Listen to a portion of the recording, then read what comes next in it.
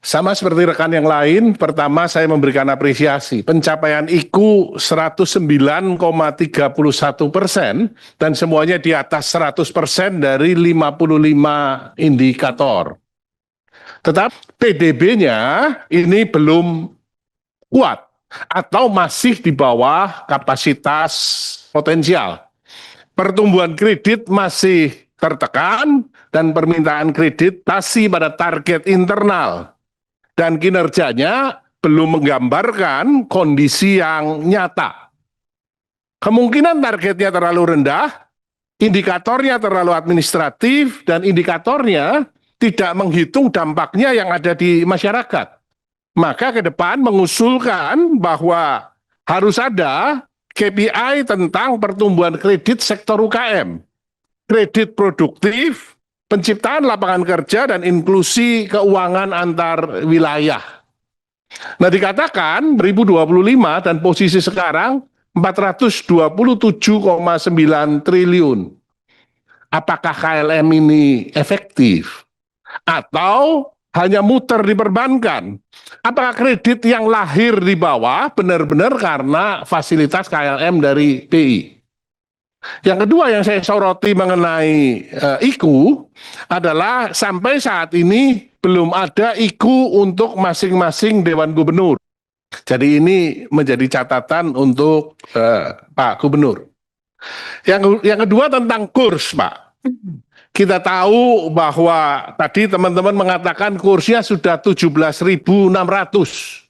Bahkan muncul ejekan kalau 17.845 maka Indonesia merdeka katanya.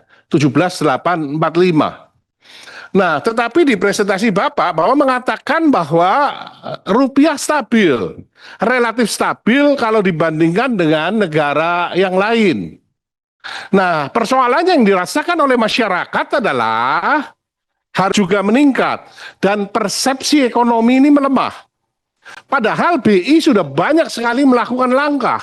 Salah satunya adalah intervensi besar-besaran sehingga menurunkan cadangan devisa dari 156 menjadi 146 billion dollars. SRBI sudah dikerek menjadi 6,41%. SBN, BI juga membeli SBN 332 triliun di tahun 2025 dan sekarang tambah 133 triliun lagi. BI juga melakukan pengetatan pembelian dolar dari 50.000 ke 25.000. Maka pertanyaan kritisnya adalah semua instrumen yang dimiliki BI sudah dilakukan. Tetapi why? Kenapa rupiah tetap berlanjut mengalami depresiasi? Kemungkinan penyebabnya adalah yang Bapak katakan di presentasi, tekanan global sangat besar. Ini memang diakui tekanan global sangat besar. Tetapi harus diakui juga bahwa ada masalah serius di domestik, Pak. Ini harus jujur diakui. Ada masalah di fiskal, ada masalah di defisit di current account, ada arus modal keluar dalam jumlah besar, dan ada masalah di kepercayaan investor terhadap perekonomian Indonesia. Kita tahu, Pak, bahwa rupiah is as unbiased predictor terhadap kondisi 98. Ya, di 98 proporsi utang luar negeri kita besar sekali. Dan di 98 level of depreciation-nya luar biasa dari 2.500 ke 16.500.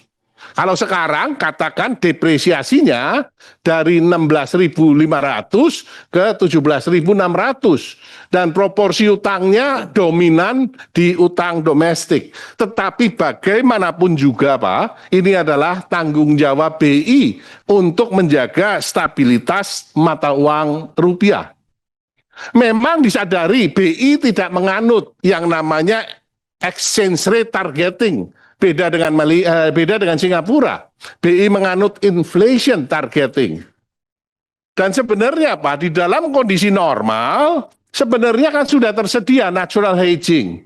Para hedge fund yang masuk ke Indonesia, ketika mengalami tekanan di katakan MSCI, sehingga keluar dari pasar modal, kemudian yield surat utang negaranya naik, mereka seharusnya adalah masuknya ke surat utang negara. Tetapi data menunjukkan bahwa tidak masuk ke surat utang negara.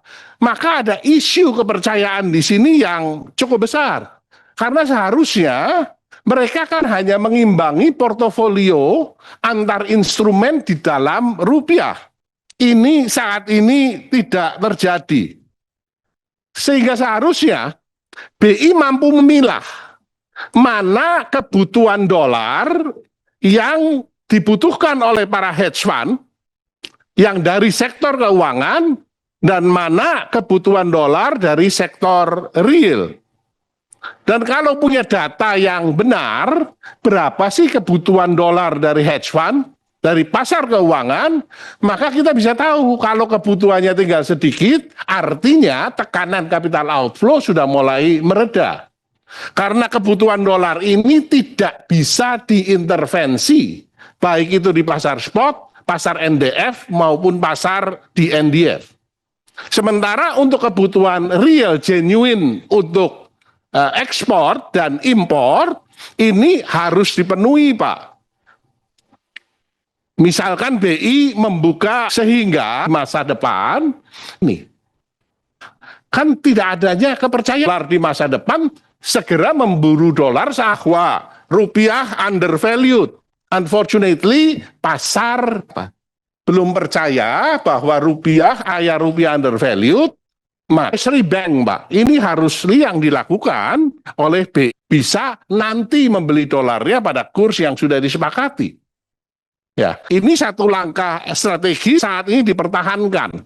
Ya, ini kan BI rate, sehingga akan ada masalah di transmission di sini, kelebihan di pasar, sehingga orang yang memang long dolar, dia memilih tetap memegangi dolarnya, ini sebenarnya memberikan persepsi yang positif kepada BI, bahwa BI independen, bahwa BI mampu menjaga kredibilitas rupiah.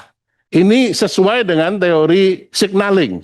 Maka dari itu, sebagai penutup Pak Peri, saya sekali lagi mengapresiasi Pak. Bapak mampu menjaga stabilitas moneter, paling tidak saat ini masih di 17.600. Jangan sampai lebih turun lagi. Tetapi stabilitas ini jangan berhenti Pak di indikator-indikator internal. Tetapi stabilitas ini adalah stabilitas yang dirasakan juga oleh masyarakat. Dan BI dengan segala macam kewenangan dan independensinya masih punya banyak instrumen untuk mempertahankan rupiah. Tetapi tentu saja harus kerjasama dengan KSSK yang lain. Terima kasih. Assalamualaikum warahmatullahi wabarakatuh.